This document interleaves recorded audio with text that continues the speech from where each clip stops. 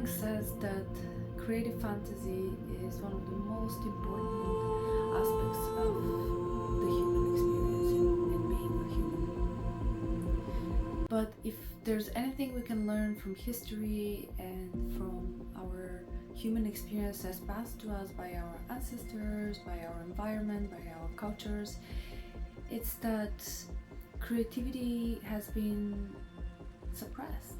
We see banning of books in high institutions. We see the violation of rights.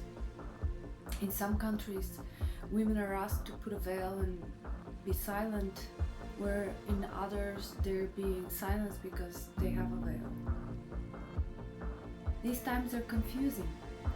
There's a lot of chaos, there's a lot of economic uncertainty, and as an artist and storyteller and continuously creating experiences for the larger social public, I have an observation which is a first-hand observation. And for the past 20 years I have been doing this globally, so I can tell when all of us are feeling the same. I see it in high-level professionals, experienced leaders. I see it in people that have achieved financial success, and in those that have achieved spiritual balance. Everybody is feeling that something is happening around the world. And that doesn't mean that we have to be despaired. It means that there's a lot of hope in the fact that all of us are feeling it.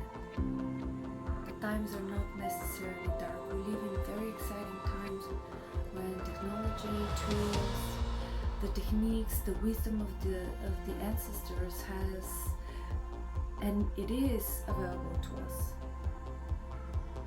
So in those times, what I'm noticing is that the old models no longer work, and you may see that in your professional experience. You may be experiencing this in your social circles.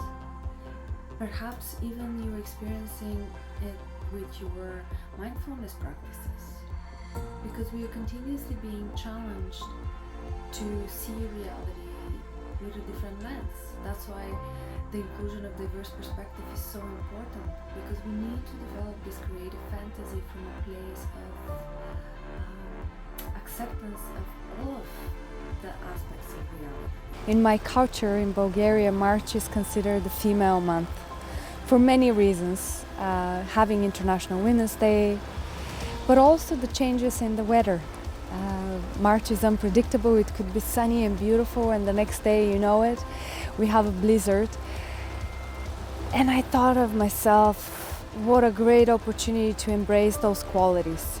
We cannot change the global affairs, but what we can change is how we behave with each other. Do we shift responsibility of our own business and health and relationships to others? You know, we all have our own truth. That's the reality. We all come from the sense of self that we have created through our lives, and that starts very early on, from the moment of our inception. All these facades that we have built to protect ourselves so we're not hurt because we were disappointed, they are fake. They are. Our authentic selves are these beautiful, bright lights that want to creatively express, that want to love, that want to explore, want to be in nature, want to travel. And somehow we get into this trance of unworthiness and of building these personas to fit in a world that it's unnatural. Same way we all have our own truth, we have to have the capacity to understand other people's positions, otherwise the world will not be a good place. So rather than pointing our fingers at political leaders and being angry at how things are circumventing our free will and democracy, what are we doing on a day-to-day basis to overcome that grudge? But also what happens is, because of that pain that builds the boundaries and builds that facade, we miss on opportunities to be authentic with other people. And this is where breath is so powerful. Just breathing through those moments of pain and hurt, and accepting that we have caused pain and we were caused pain. We I had the privilege of hosting an International Women's Day event under the slogan Modern Storytellers with amazing co-creator partner this year, and the response was overwhelming. We had so many folks because we provided women a diverse experience. We provided them with diverse perspective on topics that were close and far from them. And that was so powerful.